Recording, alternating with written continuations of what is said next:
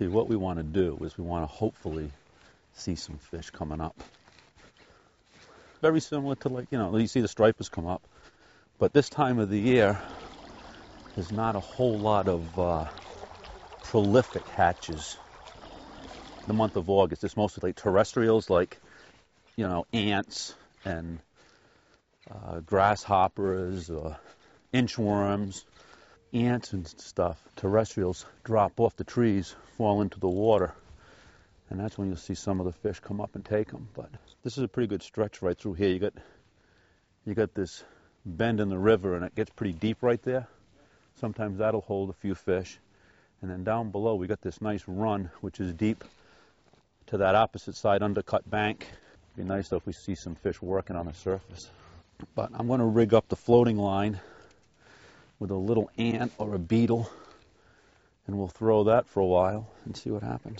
What happens is they'll develop a feeding lane, and they're not going to move if they don't have to, because why would they expel energy needlessly?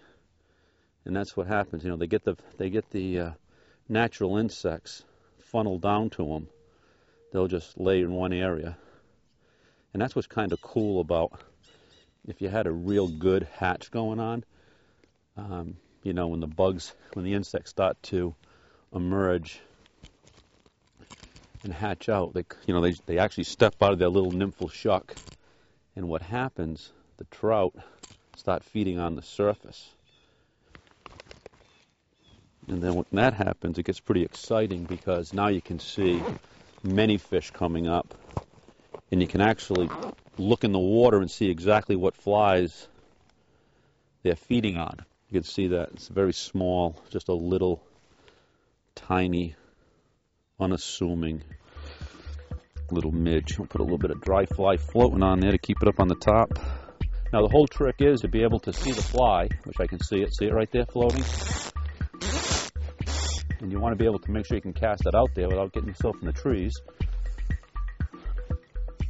It's not dragging at all. What I mean by drag is, you'll see the fly, if you cast it out and it doesn't drift natural with the speed of the current, the fish will never touch it. Now we just got to get them to eat, figure out what they're eating. See if you can see any bugs in the water. That's the other thing that you should always check too. If you look down, sometimes the bugs will drift towards you, and you can see that there really isn't much. Not many bugs, but a good water level for August. The water did come up with all the rain. It's a beautiful river, though. I love this place. The state does a pretty good job of stocking the Wood River.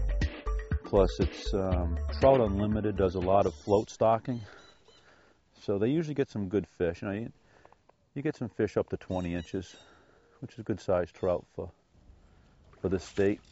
And the thing is, there's brown trout and rainbows and brookies, so they put all 3 different species of trout in here, so you never know what you're going to catch. And a fly guy needs to adapt to the fresh water if he's been fishing salt water all season. Yeah, well, you have to realize that everything is a lot more sensitive. The tippet material or your leader is, I'm only using 2-pound test. Obviously, out in the salt, we're using 20. But this is much more peaceful, I think, as you'll attest to. It's not as much work. It's a little bit more challenging, especially the month of August, when you don't have a whole lot going on. Sometimes, too, you got to just move a couple of feet either way to get the fly in a little bit different swing on them. Or in the afternoon, if it gets a little bit breezy, it blows some of the bugs off the branches and off the trees. Yeah, fishy, fishy. But even talking sweet didn't produce a bite. We're going to move upriver. I'm not happy here. I mean, I'm happy, but I'm not overly enthused with the amount of fish I'm seeing. So we go upriver a little bit, do a little bit of prospecting.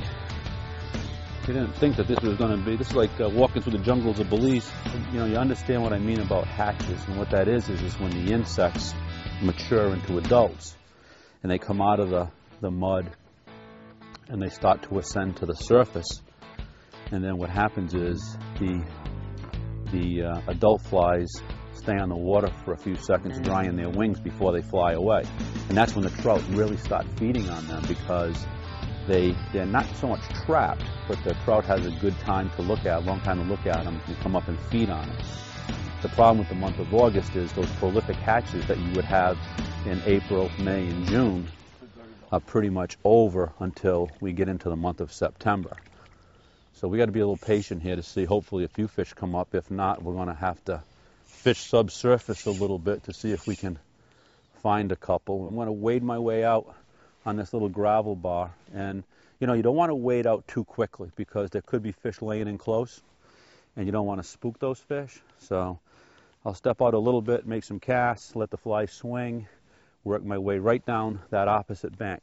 If I start seeing fish come up onto the surface, then we'll switch right over to the floating line and see if we can pick up some fish that way. Lots of flexibility needed in this stagnant, hatch-free time of the year. So this is the summer doldrums. The saltwater fishing's a little slow right now. Freshwater fishing's a little slow right now. Hopefully in a couple of weeks everything will open up pretty good. But if I was a betting man, there's definitely got to be a fish here. And Captain Hines was right. There's a fish. More when Fly Fish RI returns.